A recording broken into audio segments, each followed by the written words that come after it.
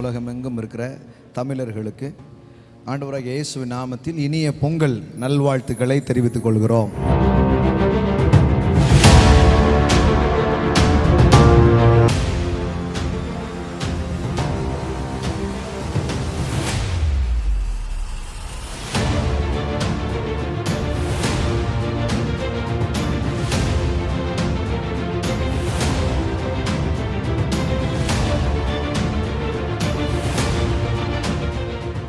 பொங்கல்ன்றது ஒரு மதத்தின் பண்டிகை அல்ல, தமிழர்களின் திருநாள். ஆமென்.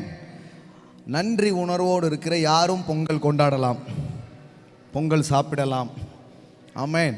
இந்த இன்பம், சந்தோஷம், ஆடல் பாடல் இதெல்லாம் இல்லாத இடம்தான் சபைன்ற மாதிரி ஆக்கியாச்சு. சரி, இன்பம் ஆடல் பாடல்லாம் எங்கே இருக்குது? ஒன்றும் சினிமா கோட்டையில் இல்லைன்னா ஏதாவது பப்பில் தான் வச்சுருக்குறாங்க. சபைக்குள்ளே என்ன ஆட்டம் அப்படின்றாங்க. அப்போ என்ன நினச்சிட்டாங்கன்னா, இந்த சந்தோஷம், ஆடல் பாடல் இதெல்லாம் உலகத்துக்குரியதுன்னு நினச்சிட்டாங்க.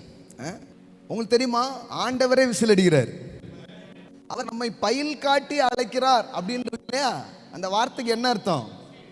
விசில் அடித்து கூப்பிடுறாரு. எல்லாம் சொல்லுங்கள், விசில் அடித்து கூப்பிடுறார்.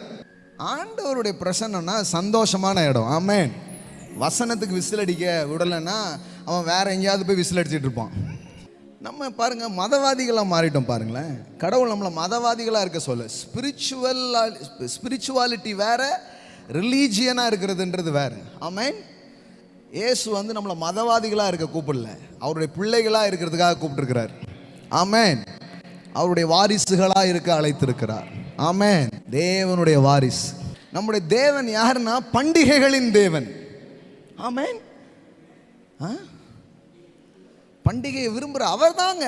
கூடார பண்டிகை, அப்ப பண்டிகை, அரிப்பின் பண்டிகை, எல்லா பண்டிகையை சொல்லி ஆசரிக்க வச்சதே நம்ம தேவன் தான். பாருங்களேன். ஏன்னா அடிமைகளாக வாழ்ந்தவங்களுக்கு ஆர்ப்பாட்டம் கொண்டாட்டம்னா என்னன்னே தெரில, நல்லா அடி வாங்கி தான் பழக்கம். இப்போ விடுதலை ஆன உடனே ஆண்டவர் அவங்களுக்கு சொல்லித்தராரு.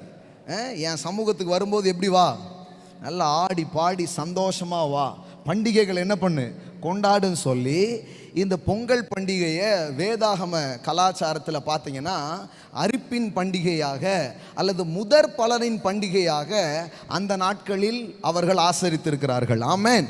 இப்போ இந்த நாளில் என்ன ஆகும்? அறுவடை விளைஞ்சு வரும். கிழங்கு, காய்கறி வகைகள், நெற்கதிர்கள் எல்லாம் விளைஞ்சு வரும். இந்த விளைஞ்சு வர்ற நேரம் கடவுளுக்கு முன்னாடி கொண்டு வந்து அதை என்ன பண்ணுவாங்க?